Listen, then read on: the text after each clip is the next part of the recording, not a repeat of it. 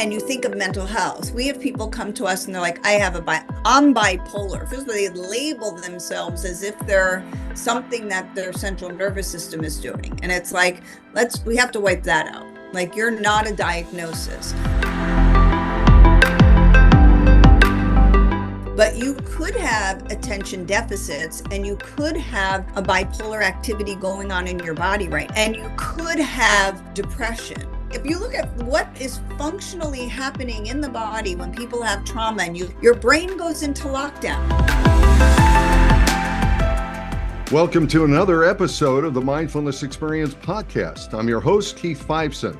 We're coming to you today with some insights that bridge mindfulness, mental health, and the mysteries of the mind.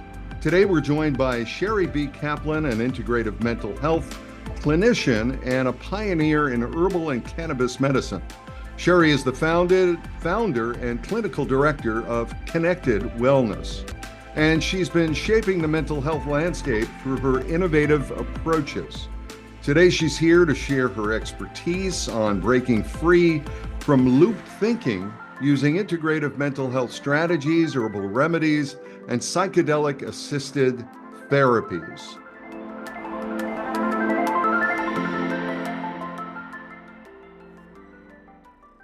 Shari, welcome to the show. How are you?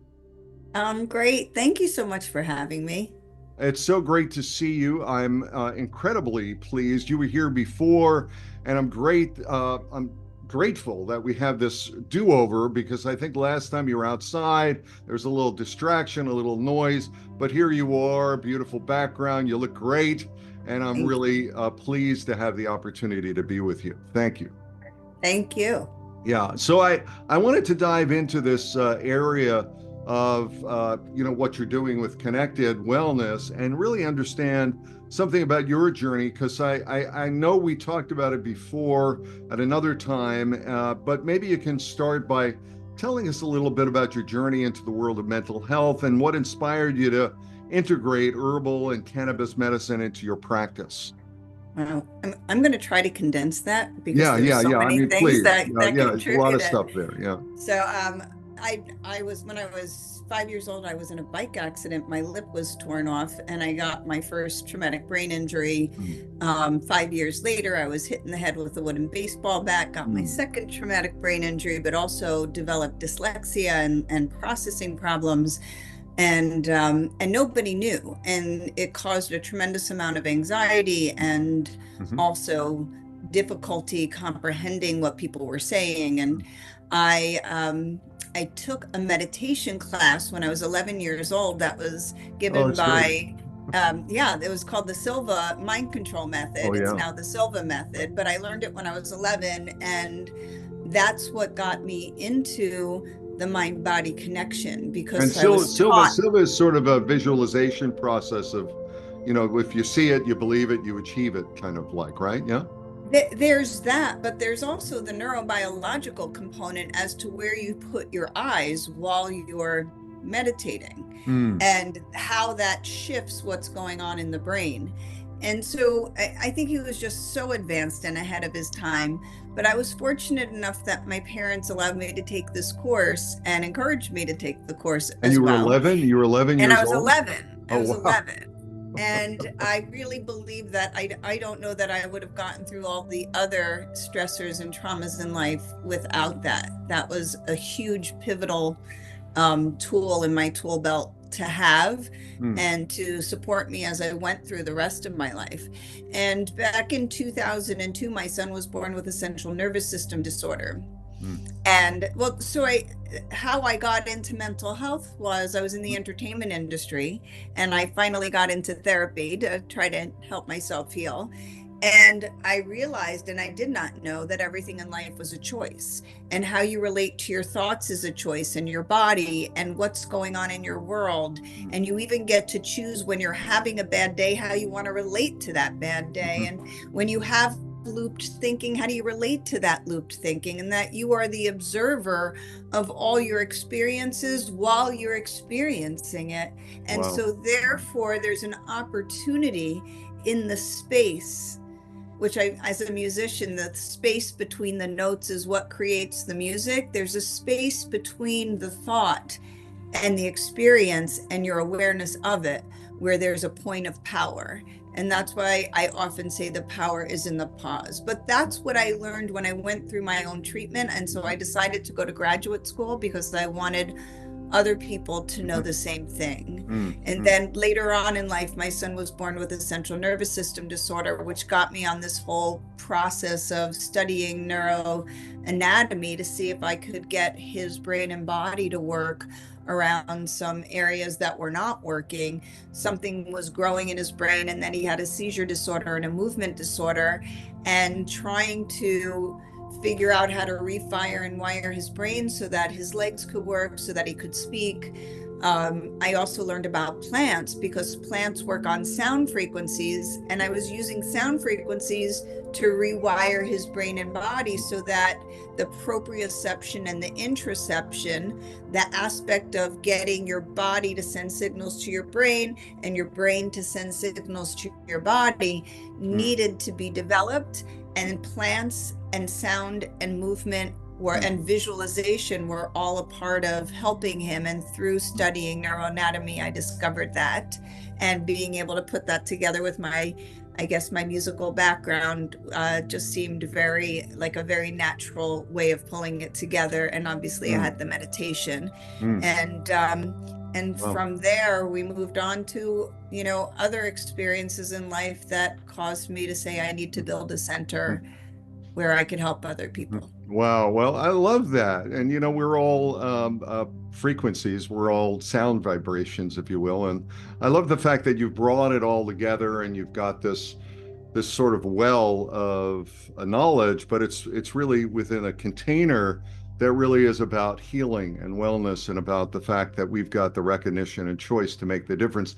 It reminded me of that Viktor Frankl quote, between stimulus and response, there's a opportunity to make a change. There's that opportunity. That's where the difference lies. And the ability to bring that together through this program that you've got is outstanding. I know you've developed something called the Whole Life Plan.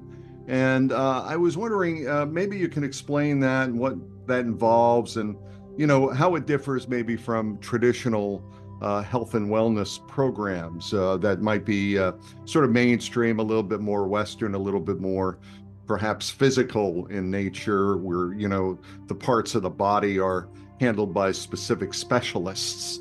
But, you're talking about something else here, right? Right. So, I'd be happy to explain. So, I think the reason I called my center Connected is because everything is about how we're connected to ourselves and to each and every part of our lives. But I used the pun on cannabis because cannabis modulates all the other systems in your body, and it makes us not only connected to ourselves, but it works on the parts of your brain that work on connection to others and to nature. And that's just to stop for a second. That's really because I've seen your videos. I know a lot about this myself, not as much as you do, but I've studied it. And this is really about the endocannabinoid system being the regulator, and the ability to really look at cannabis as a tool to help us maybe regulate more and to really be more in balance. Yeah. Correct. And also there are different ways of using herbal plants and cannabis together that can, support the body in activating certain processes and quieting down others. And so plants can be extremely helpful, along with mushrooms, and not just psilocybin, but functional mushrooms as well. So I think there's a whole, herbal medicine, even beyond my knowledge, and other cultures that can be so helpful in supporting us to get our body back to its natural place of homeostasis, where it can self-correct and self-heal.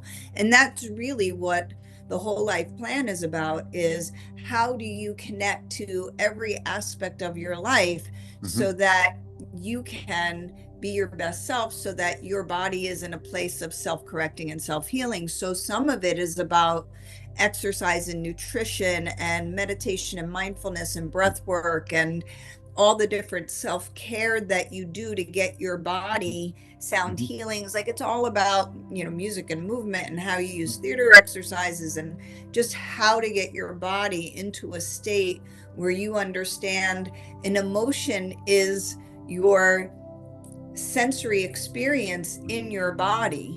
So I always say, like, branding's a beautiful thing. So we used to call them emotions. So you feel sensations in your body. Now we call it somatic work, right? So it's our somatic experience. I don't know why emotions lost its value, but I think their emotions live throughout your body. And most people don't know that it's the fight or flight response. People don't realize, like, oh, it's a signal to alert me to something. Either I'm being hyper vigilant, aware, getting prepared. I sense danger, or something has gone off where I am accidentally sensing danger or being overly prepared. And so, like, that's a part of it, is being able to do that work and understand that. And then there's your relationships, because we are an interconnected species. My neurotransmitters and receivers are constantly connecting with yours, because I'm now in relationship to you. And even though it's through electronics, I'm still in relationship to you, and I have to perceive what's coming at me, and I have to be able to communicate and transmit what I would like you to understand. So I think understanding the way that the body functions really empowers us, especially if there's this psychoeducation piece, but then there's how do we get it to work better for ourselves? So how do we master this, and how do we focus our minds? And that's what the whole life plan is on. And how do we get connected and maintain healthy attachments? And when we haven't had healthy attachments as we're growing up, then we have to do the repair work. And when you repair, you can reorganize, and then you can rebuild. And so I always say that the path of healing is releasing, repairing, reorganizing, and rebuilding. And when we get to do those things, like, that's what the whole life plan is about. And when you're rebuilding, you need to know all the things that are in your life that make you happy and that make you feel fulfilled and create a sense of meaning. Right. So I love that, because there is that toxicity that we're born into a culture that is a trauma-ridden culture, whether or not we're look at it from a societal viewpoint, or we look at it from a family viewpoint, or we look at it in terms of what we eat, or what goes into our mind, what goes into our body, what goes into our relationships, our environment, and so on and so forth. So you're really looking at all of that, providing the individual with some tools that help them to provide the narrative, and then look at that narrative and reboot, reframe, reset. What was the term you used? I love that term. I said we release, we repair, we reorganize. Because in trauma, you get disorganized in your brain and your body, and then we rebuild. Love it. So there is that opportunity. And this is not necessarily, it's a lifelong process, because I say it takes 21 days to make a habit and 3 days to break it. So you keep on coming back to it again and again. And that's really where the breathing or the meditation process comes in, and the ability to recognize that you're the witness, that these things are things that are happening, the interoception, the proception, as you talked about. So one of the things I'm aware of is that, and we've talked about this, is when individuals are stuck into that fight or flight, that trauma condition, they can't necessarily get out of that, because it's sort of like the loop, right? There's that loop that you talked about. And then, I'm wondering about the effectiveness of psychedelics, because, you're doing you're working with ketamine within the practice, and, that's one part of the practice, obviously. And then, individuals are really looking at ways of, dealing with their depression, or dealing with the things that really weigh them down. And these traumas can really weigh an individual down, whether or not it's in the mind, the body, the spirit, the way they breathe, or the food that they have, or the relationships they have. Can you talk a little bit about that, specifically the effectiveness of that, and really what does that do, or how does it work within, the individual that might be looking for changes in their life? You know, Keith, you said so many different things, so I want to break it down, and then Please. and it's like so much. So, I think you had said initially that like I practice mental health a little bit differently, and I think because my frame of mind of how I approach it may be different, Mhm. right? And part of that is when you think of trauma, right? And you think of mental health, we have people come to us and they're like, I'm bipolar. First of all, they label themselves as if they're something that their central nervous system is doing. And it's like, we have to wipe that out. Like, you're not a diagnosis, but you could have attention deficits and you could have a bipolar activity going on in your body right now. And you could have depression. But if you really look at the functional, just like there's functional medicine, if we looked at the functional aspect, how the whole body works together, right? How the right, whole body, good. Yeah. Exactly. If you look at what is functionally happening in the body when people have trauma, and you look at it from a mental health perspective, your brain goes into lockdown, right? Right. In your cerebellum, and Bessel van der Kolk talks about this, you have these worm-like things called the vermis, which is where dopamine is produced. They shrivel up. So you're like having a decreased amount of dopamine. You're not feeling good. Right, and a dysregulated amount. So it's dysregulated. It's not like when you go into parasympathetic mode, it might fill back up again, but they're going to shrivel back up when you're in hypervigilant mode. And so people say, well, I have attention and focus issues. Like, I have attention deficit disorder. Like, it's something they're going to have for the rest of their life. This has been something that, they're married to that. Right. And what's really happening is that dopamine is not producing well enough, and it's not going to the front of their brain where attention and focus will then happen, right? So like, without going into the whole process, it kind of like, here's my layperson's, it goes like this. Right.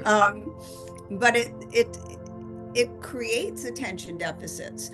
We know that the hippocampus takes a hit with trauma. That means your ability to label things or your ability to remember things are going to be affected. And to me, that's where a lot of shame comes in for people who have trauma, because they just can't remember and they're constantly forgetting. And then they feel stupid, which is a horrible, horrible thing. Then gets into that loop, right? Right. And well, that's the other part, right? So then your brain can only start looping and relating everything from the past to the present, from the past to the future, from the past to the present, from the past to the future. Right. And then people say either they're stuck or that's triggering me. And I'm like, that's tapping into a neural network of an experience, and you're remembering it. Right. And we need to get you back. And you're reliving it. Yeah. Right. And projecting it into the moment instead of staying in the moment, being the person who overcame the trauma, which is a very brave and courageous person, right? So you're not seeing yourself as what I call the badass who overcame it. Like, you're seeing yourself as, I'm still that age in that space and time, and maybe even powerless. The victim, not the victor. Yeah. Right. The victor who overcame it. Right. Right. Yeah. Which is great. Yeah. So I think that, so you get the OCD, you get the attention deficits, you get the memory losses, you get the dysregulation of mood. And it's like, when you're finally free, some people get that, the longer your brain stays in lockdown and you have a lot of energy going on, right? So imagine you have all these circuits. What did they say? Your brain could light all the lights on Broadway. Like, that's a lot of energy, right? And it's being locked up. Right. So what could possibly happen when it's locked up? Well, if you are repressing your anger about it, which, how can, to me, anger is such a functional emotion, and it has such a bad rap. And anger says, hey, this isn't okay with me. Right. So something has happened in my environment, something has happened in my world, and I'm not okay with it. So I have two options. I change my situation, or I change the way I relate to it. But when people don't know that, and they don't do one of those two things, you're going to repress that. Right. Or overact on it. Right. And repression, depression, and it really sort of cycles itself out, because then you're really living that experience. Right. rather than articulating it and having the emotional literacy to go ahead Right. and say, oh, okay, yeah, this is, I get how I feel, and this is my ability to release that. But most people don't release that in a constructive way. I mean, the people who are dealing with the traumas might, they might be triggered and again go off, and then it's again back into the cycle, right? Well, and that's why it's really helpful to have frame of reference, right? So when Mm-hmm. you have tools like internal family systems who will say, Mm-hmm. well, that's the firefighter who's going off the wall, Mm-hmm. right? There's the exile who's being repressed because it feels so vulnerable and then it Mm-hmm. gets overwhelmed with emotion.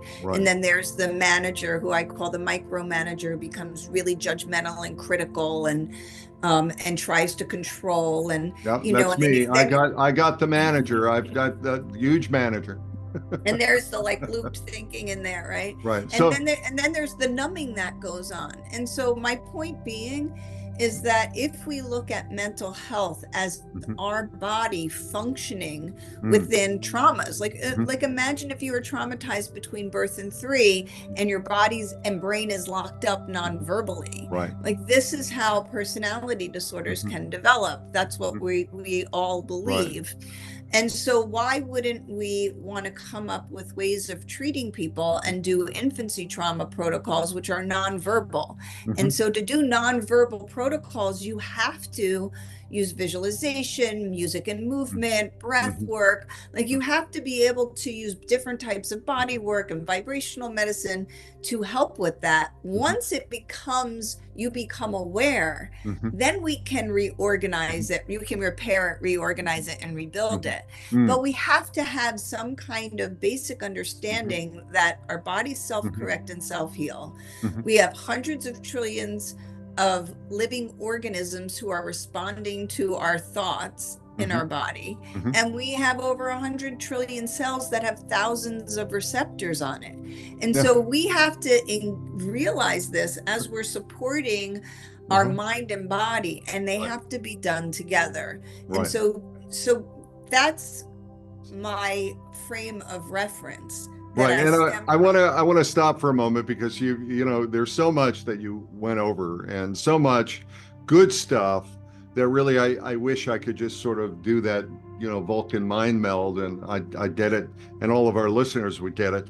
But the one specific area that I want to go back to is the area of the whether or not it's cannabis or whether or not it's ketamine or whether or not it's psychedelics of some sort or whatever, and this area of loop thinking, right? And the challenge that the mental health industry has, specifically because a lot of times they're dealing with the symptoms, and we talked about also the diagnosis, and then Deepak Chopra talks about you can believe the diagnosis but not the prognosis, right? The Right. ability to really get out of that.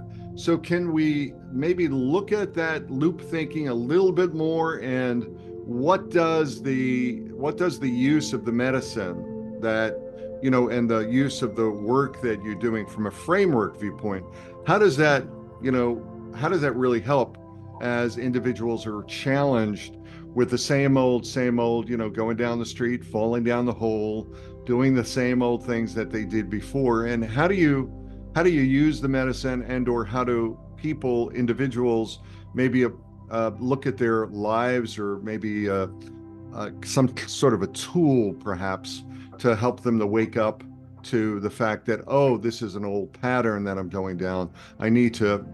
There's a stimulus there. I need to respond a little bit differently. And I just want to preface this by saying, I love this work that you're doing. I really love it because, from a Buddhist viewpoint, when we look at karma, karma Mm-hmm. is all about loop thinking, right? It's Mm-hmm. about doing the same old, same old, same old things that were inherited, the epigenetics from our family, our environment, and so on. And what you're really doing is you're allowing people to change their karma by recognizing and choosing a different pattern. And I'd like to just unpack that. So, so I believe your question is how does cannabis, ketamine, and other natural medicines potentially help? Yeah. So I first want to say I'm a very strong believer that these are tools for us to use in our process, right?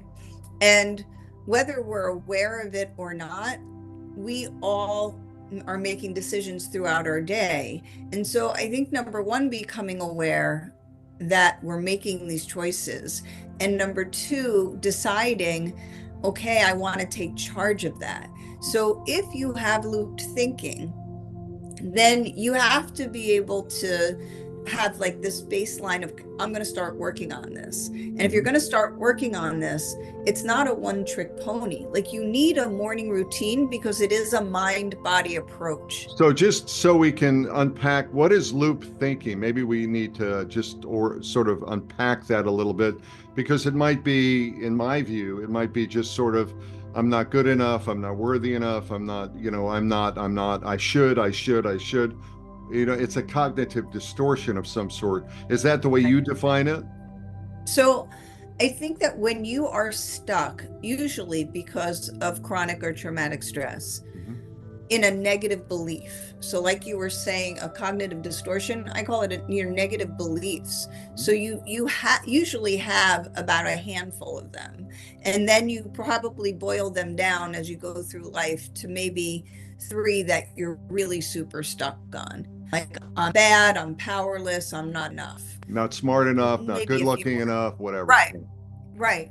And that becomes like your, like a hardwiring operational system. And so depending on, and not that you don't have the positive ones and not that you don't have your strengths, it's that when you tap into one of those negative beliefs, that's when your brain starts going, I can't believe they said that. What if I said this wrong? What if I did this wrong? Did I come across this way? What are they doing? I can't believe they did this. I don't have the right job yet. I'm not married yet. I'm not in the right relationship. I'm not, and it's just over and over and over again. Good. So I just wanted to establish that so that we got that really clear. Yeah, good. Okay, so to me, it's the medicines come in secondary, right? So first, we look at somebody from a very thorough assessment. I call it the biopsychosocial, because I'm starting from the time somebody is in their mother's womb and what impacted the mother during pregnancy, to their birth, to their development, to all of their life and relational experiences from that point to the moment they get to me, including their health history, any accidents, illnesses, surgeries, like everything, their cultural background, because some people just by their mere culture have had extreme trauma and prejudice. And so you have to put all that in the picture of how somebody believes and feels and truly is treated by society, right? And their connection to others. And so once you know that, then you're assessing like where the body is out of balance and where the beliefs are out of balance. And do they feel connected to a higher power or nature or something? Because that becomes a very important and helpful resource, how we feel interconnected. I mean, that's one of the determining factors of longevity is, our relationships and feeling loved and valued and supported. So just to stop right now, I mean, I want to go on, but the mental health industry is not doing a lot of, I mean, they're talking about that history, but they're not getting into it like right up front. In a lot of cases, they're really talking about symptoms. Yeah. Right. And so by doing that, that helps the patient. Number one, it helps the patient develop a relationship with me, because as they're sharing their stories, as we go through their life, I am able to react and respond and interact, and that's relationship building. And it also helps them to see what a non-judgmental person, like, who cares how that person's supposed to feel when you're with them, which hopefully will help them pick better for people out in their world if they're not choosing the right relationships. But then it also gives them an opportunity to see what they are doing that's helpful to themselves and what's harmful. And then to me, it's a therapeutic alliance that I'm building so that we can collaborate together as to like what parts of your world need repair. What do we need to release? What do we need to repair? What do we need to reorganize? And how would you like your life to look so that we can rebuild it together, right? So when you have looped thinking, we're going to find out where the root cause of that came from and also what needs to be shifted once you have it. And so there's exercise, there's nutrition, there's meditation, there's all these tools that you want to incorporate in morning routines throughout your day as an evening ritual. Right. So there's, we take such good there's action care. items. There's action items. It's Right. It's not just about showing up and throwing up, as I say, Right. and then leaving and wondering, okay, what did I clean that up, or what did I do, and not really having an action item. You're really putting together some tools that really allow the individual to have the hindsight, the insight, and then the foresight to really make the changes that they need to make in their lives. Correct. And build it into your daily schedule, Monday through Friday, Saturday and Sunday. It's like we clean our house, we clean our cars, and we put it on a schedule. It's like we need to put ourselves on our own schedule, because why would you expect anyone else to respect you if you're not going to honor and respect yourself first? That's a wonderful prescription, and it's a wonderful approach. I wish more mental health and wellness organizations or individuals really worked towards that goal of, how do you make the changes, and how do you really make your life a different life than the one you want? Right. It's not just about showing up and throwing up with all the stuff that went on, even though that's necessary in a lot of cases. I know that you've worked with and collaborated with, the University of Miami, and you've worked with Dr. Michelle Weiner.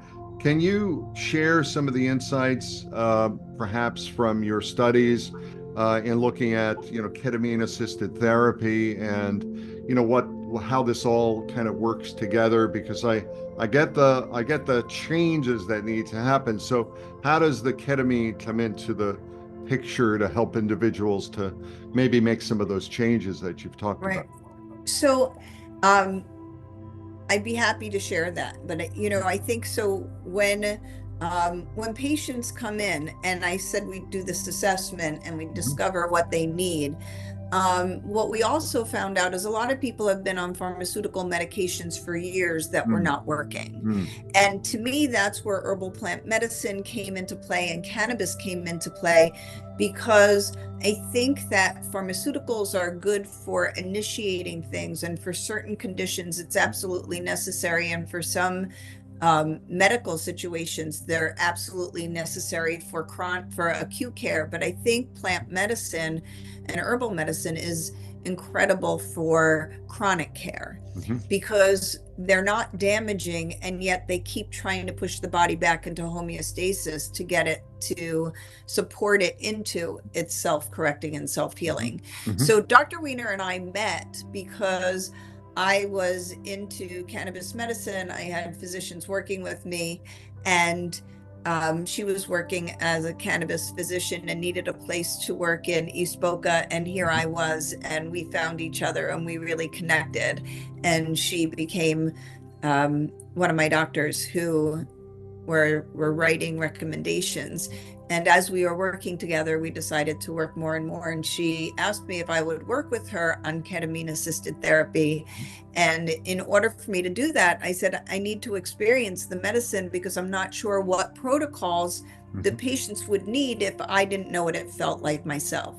So I tried a microdose of like 25 milligrams, and we sat down together. We talked, I meditated, just so I could see what the medicine would do. So 25 milligrams is a very low, it's a psycholytic oral dose. And from a psycholytic viewpoint, many people might really not understand what that term is, but it really allows you then to have the conversation rather than sort of space out and go somewhere else. Yeah. Correct.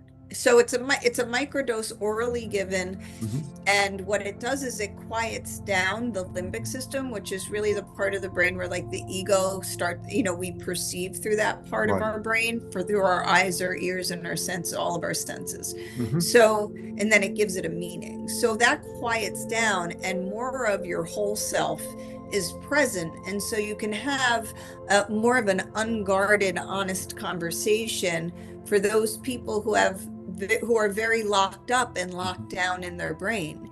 So it can be very helpful for looped thinking Mm. because it can quiet it down long enough for you to access the root cause and Mm. do some deeper work. Mm-hmm. So I found it to be helpful with patients in that regard. Mm-hmm. And then I asked her to give me a psychoanxiolytic dose, right? Which is more the psychedelic, what we think of the psychedelic dose, where you're disembodied, you're more connected to yourself, and you are better able to have an experience where you're connected to yourself, but not necessarily what's going on in the room. And through that experience, I had some very beautiful experiences and awarenesses, all in relationship to my work, which was great. Mm. But it also made me very aware of whatever you talk about before you go into the experience Mm-hmm. is going into that experience. So Right. we have to be very responsible as clinicians Mm-hmm. to To not set the be setting, to set the right, setting and to set intention. right, Yeah. right. And I think that Mm-hmm. when it comes to intention setting, that's not a hey, what do you want to get out of it process and like have a thought and go Mm-hmm. in. It takes time for you to say like, okay, I want to release this belief that I'm not good enough. Well, what do I want instead? Well, I want to believe that I am good enough. I've always been good enough and I will always be good enough. Well, then let's look at the times in your life where you actually did feel good and you did feel good enough. When we bring up those images, and then we'll use EMDR, which is like a bilateral stimulation of the brain and body to be able to unlock fight or flight and try to get the body relaxed and accepting that in a neural network of thought of I am good enough. And then we come up with other images and we're trying to put them together so that your body's peaceful, you feel good, and you feel the good enough, and the images are there. And we practice this before we ever do the ketamine assisted therapy. So now, the day of your treatment, when you say, I want to go in here and I want to be able to experience myself in this space as feeling good enough about myself. Right. Now they have images that they're prepared with, that their brain was prepared with, and you can remind them of the images that they thought of, and then you let them have their experience. And now their experience is their intention, but it's more full and it's more real. So what ketamine can do is then give you new perspective, right? It gives you an actual experience of yourself and a new perspective of that experience. That's beautiful. And the other thing that it does is this beautiful biochemical thing where when I talk to people about let's build, a morning routine, but they can't even think of sitting up in bed because their body is so behind the 8 ball biochemically, right? So I think with the psychedelic medicine, not only is there an opportunity for this perceptual shift, but there's this biochemical shift that can then help the person support them in being able to even move forward with the therapy. So that's the benefits of psychedelics. I love that. In Buddhism, they talk about there's the Tantra, which is really about visualization, about being able to visualize and being able to imprint your visualization internally. And it's this whole idea of a flight simulator before somebody takes up whether or not it's a plane or whether or not it's a rocket ship or whatever. So you're really recreating that flight simulator, that visualization process, and then you're giving them the tools to go ahead and help them to navigate when they come back and navigate their lives on a day-to-day basis. And that's exceptional. I love that. And I really haven't heard a lot of people articulate it and I think we're on podcast number 105, and I haven't heard anyone really articulate it the way you have. And I think it's very powerful in the way you articulate it, specifically by giving them the tools and the capability to visualize themselves. And I think that maybe that might come from your Silva training. I don't know. But I think it's incredibly powerful, and I'm excited to hear the work you're doing, with Dr. Weiner. I think it's fantastic. Yeah, we're really excited, and we're looking forward to the FDA legalizing MDMA, because I think that's going to be a very powerful tool for us in ketamine assisted therapy. We already started our training with Luminous, and we're hoping that our clinic will get certified pretty early on in the process, so that we can offer another modality that helps people get unstuck and out of this loop. And I do believe in, because I do therapy, and I think that one of the concerns is being able to just hold space and self-determination. I think when people are really stuck in their mental health issues, really deep in it, they need some help with the releasing, repairing, and reorganizing. And it makes it easier for them to use the psychedelic medicine as awareness. And because when you're so disorganized in your brain from trauma and chronic stress, sometimes you need that support and help and reorganization and repair even before you start with the psychedelic medicine. Then the psychedelic medicine can open up in a beautiful way, in a really helpful way, and be a lubricant for the mental health biochemistry that's off. So I just think that they're very helpful tools. I think cannabis, which helps to modulate your system, like what great pharmacology can that be, where you can have a psychedelic experience and use non-intoxicating formulas to help your body recalibrate and balance with it, and maintain that balance. And it's just such a beautiful combination that nature offers us. And even though ketamine's not necessarily nature, it's our first legalized tool that does very similar things to what the natural plant medicines can offer us. Yeah, and I do want to talk to you offline about the low dose, the psycholytic dose, and some research that I'm involved with, because I really do believe that there's an option there for a lot of people who might be really concerned about the term psychedelic. And somehow it's going to take them into some sort of a weird kind of thing. I'm wondering, from your view, do you get a lot of folks that are really kind of concerned about, the stigma attached to it? Because, the stigma is pretty big, and we still don't see legalization, although we hopefully will see the rescheduling of cannabis from Schedule 1 to Schedule 3 soon, and then obviously ketamine, and then MDMA shortly afterwards. So I'm just wondering, how do you deal with that? How do you work through that?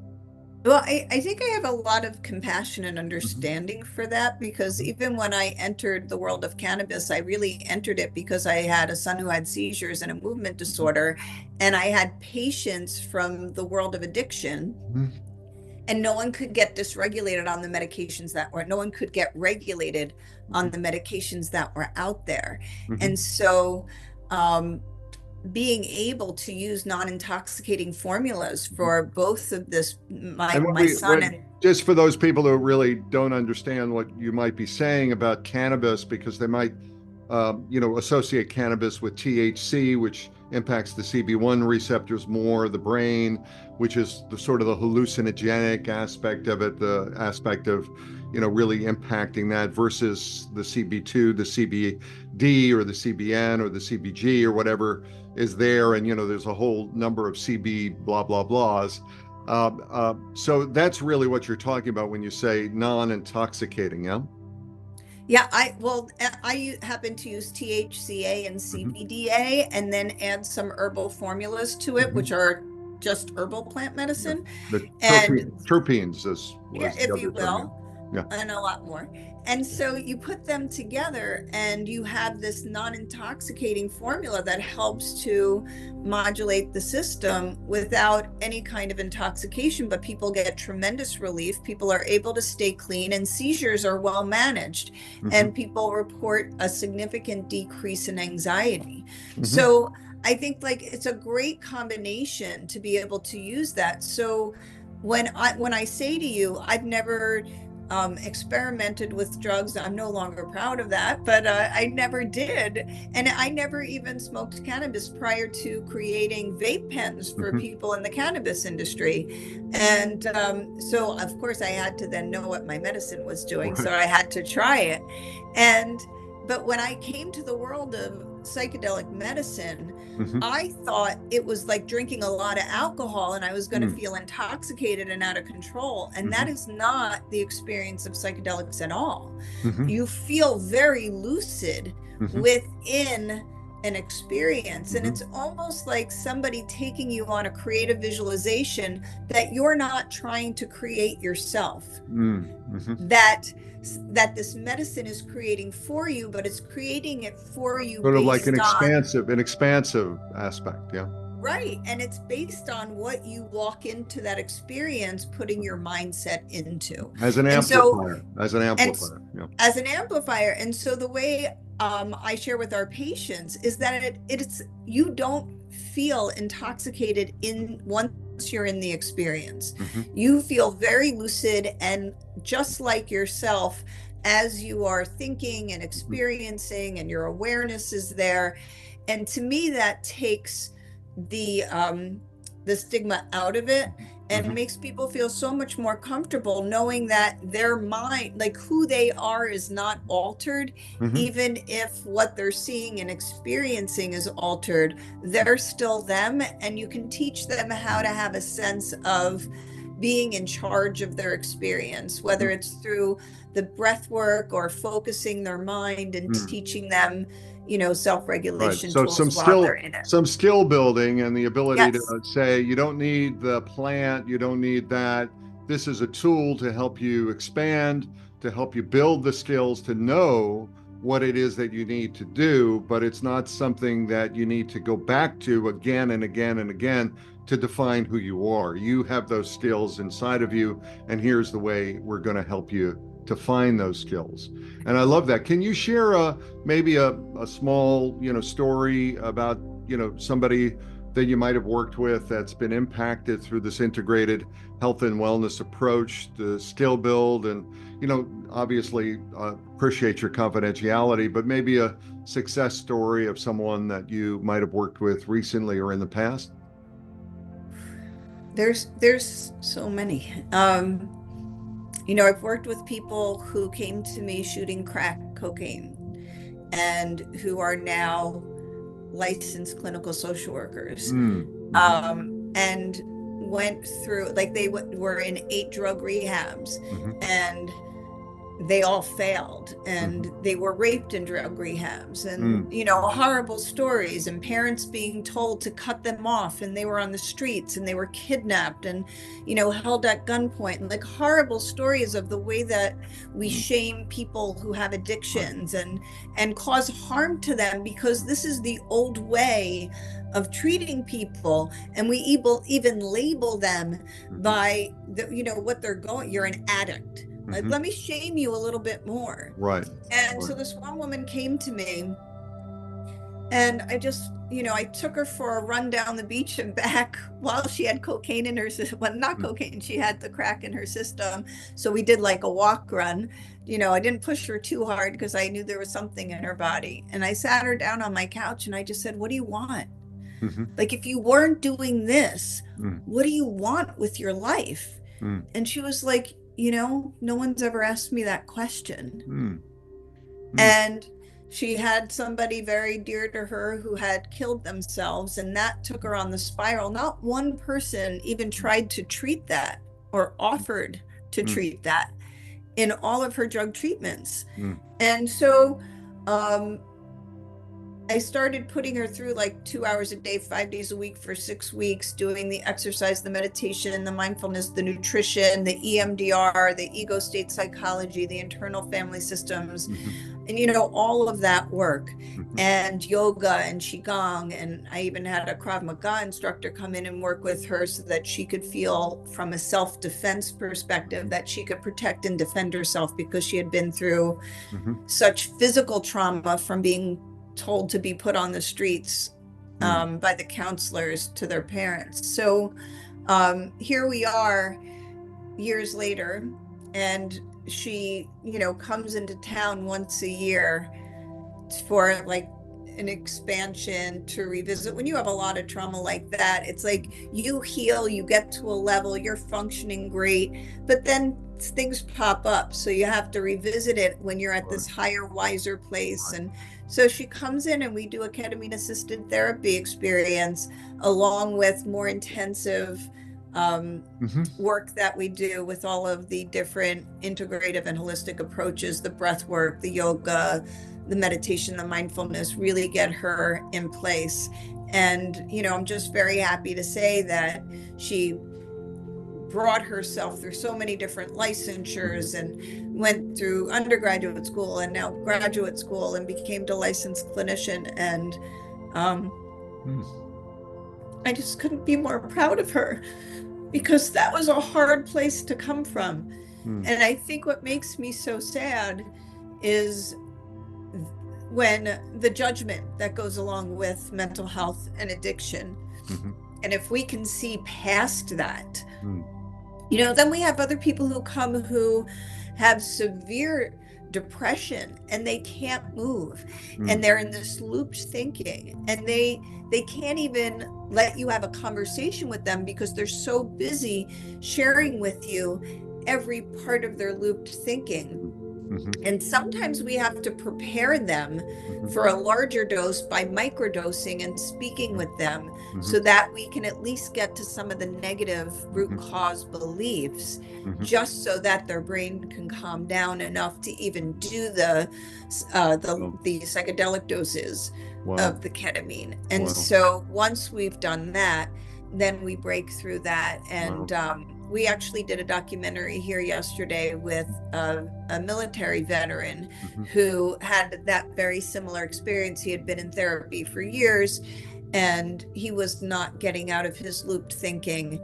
And he really needed like a different way to break down his looped thinking. And we used the microdosing of the ketamine. We used cannabis to help manage his pain. And we really did the work. And I have to say, this young man worked so hard using internal family systems, ego state work, and EMDR.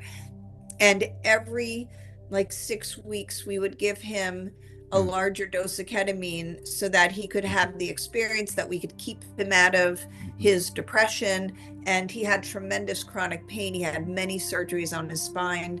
So the combination of the medicine, I don't know that I could have made I don't know that he could have made the shifts that he made if we didn't have ketamine to rely on to support us in the psychotherapy process. If I had to rely on just psychotropic medications, I don't think that we would have gotten the momentum that we had. So we had cannabis, we had the herbal medicine, and we had ketamine to support in his process.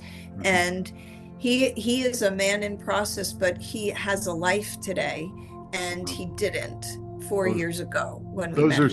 Those are such moving stories, Shari, and it's really wonderful to hear the holistic approach that you take, and using some of these natural medicines and using what's available today, and certainly ahead we'll see how the nature of medicine changes, mental health changes. I'm wondering, from your view, I mean, all the wisdom you have is exceptional, and it's based on a life lived with gratefulness and gratitude and the real willingness and the capability to give back. I'm wondering if you can maybe provide any kind of advice that you would give to anyone that might be looking at starting the journey or finding proper support that's out there, as just sort of a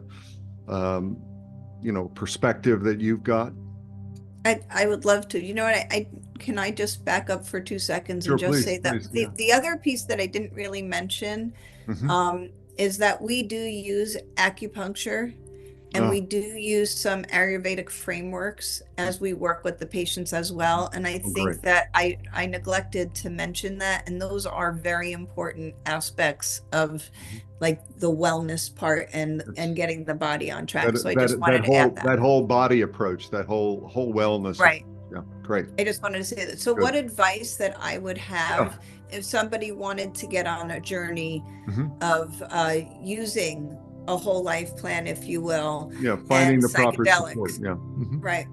I think you need to find therapists out there who work from this framework where you are seen as a mind body and you are being treated as a mind body. You Hmm. need to feel safe. I can't tell you how many patients have come to me and have told me about the therapists they've worked with before and how they felt judged and they just never felt like they could open up and talk. And Hmm. I think that you have to find your right fit.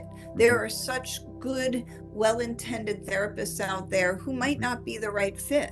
Hmm. And you have to find your right fit, who you feel safe with. And I'm not the right person for everybody, Hmm. so I know that my nature might just not be that right fit for someone. I Hmm. might have all the tools in the world, but you do have to feel safe and comfortable with the person that you're with. That's number one. Number two, you need that mind body approach if you are going to work in this way. Hmm.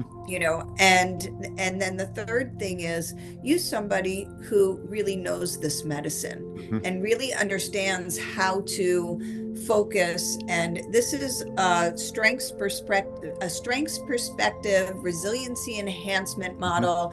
It Hmm. is brief treatment because you're usually working within a very short time frame when you're working with psychedelic medicine. So you really need to be able to focus, to be focused on strengths, to know how to release, repair, reorganize, and rebuild within that model. Hmm. Hmm. So that's what I would be looking for. Hmm. And Excellent. if Excellent. people, yeah, I think you need to most people, when you start talking about I'm interested in, the universe has a way of bringing people towards you who Mm. could say, oh, I know a person, I Hmm. know somebody who could be helpful. Right. Isn't that interesting? Isn't that interesting? So the trust, the ability to look at more than just the mind, but the whole mind, body, the spirit, the whole area over there. And then really working with a therapist who really knows the medicine and is willing to go ahead and teach you how to be empowered internally, rather than Yeah. just sort of see you as a diagnosis. Yeah. Or just toss medicine. I mean, Or there's plenty of just people here's out the there who think the medicine is the therapy, right, right.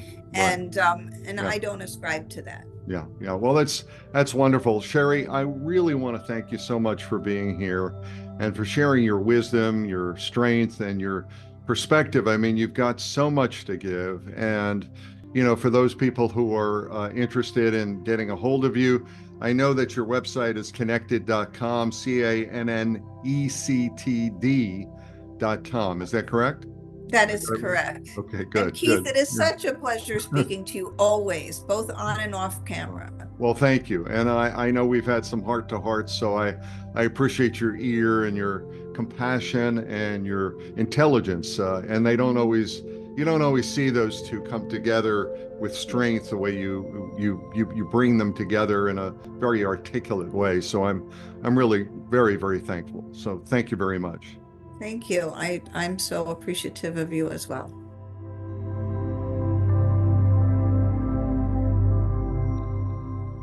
To our listeners, thank you for tuning in to the Mindfulness Experience. Remember, the path to well being is as diverse as the individuals walking it, and there's a wealth of knowledge and practice to explore.